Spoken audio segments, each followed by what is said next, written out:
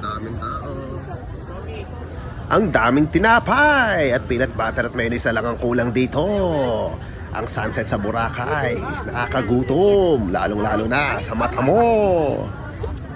Ito ang perfect summer getaway kasama ang iyong pamilya, iyong minamahal, iyong kasintahan, at kung sino pa. At kapag ikaw na stroke, walang problema. Kahit mata mo lang ang gumagalaw, busog ka na.